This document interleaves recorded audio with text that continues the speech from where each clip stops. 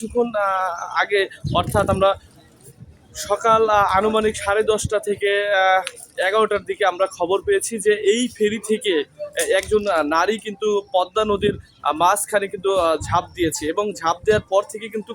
নারীটি নিখোঁজ রয়েছে এবং আর নিখোঁজের এই খবরের পর থেকে কিন্তু উদ্ধার অভিযান পরিচালনা করছেন কিন্তু সংশ্লিষ্ট যে কর্তৃপক্ষ তারা কিন্তু উদ্ধার অভিযান কিন্তু তারা চালিয়ে যাচ্ছে। এবং আমরা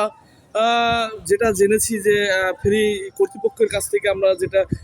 জেনেছি যে সকাল আনুমানিক 10:30টা বা 11টার দিকে এই এই ফেরিটি কিন্তু এই পাটুরিয়া ঘাট থেকে কিন্তু এই দৌলতদিয়ার রুটে কিন্তু ছেড়ে আসলে মাঝ বরাবর যখন এই ফেরিটি আসে তখন কিন্তু এই ফেরির যে ছোট ছোট যে পকেট গেট আপনারা দেখছেন যে ছোট ছোট যে ফেরির যে পকেট গেট থাকে, এই যে পকেট গেট, এই পকেট গেটের পাশেই দাঁড়িয়েছিলেন ওই নারী এবং এমনটা অবস্থায় মাঝ নদীতে আসার সাথে সাথে এই বাইগার ফেরি থেকে ওই নারীটি কিন্তু ঝাঁপ দেয় এবং ঝাঁপ দেওয়ার পর থেকেই কিন্তু ওই নারীটি নিখোঁজ রয়েছে। আর এই নারীর নিখোঁজের পর থেকেই কিন্তু এই উদ্ধার কাজ বা উদ্ধার অভিযান পরিচালনা করছেন সংশ্লিষ্ট কর্তৃপক্ষ। আমরা বিআইডব্লিউটিসি দৌলতদিয়া ঘাট শাখার সহকারী ব্যবস্থাপক মোহাম্মদ খোরশেদ আলমের সাথে আমরা কথা বলেছি এই ব্যাপারটি নিয়ে। তিনি বলেছেন যে বিষয়টি তিনি জানেন না বলে আমাকে জানিয়েছেন। তবে আমরা এই ফেরি কর্তৃপক্ষের সাথে কথা বলেছি, তারা আমাদেরকে যেমনটা জানিয়েছেন যে এই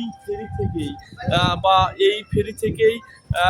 মাঝ নদীতে যখন ফেরিটি আসে দৌলতদিয়া ঘাটের উদ্দেশ্যে, মাঝ নদী থেকে কিন্তু এই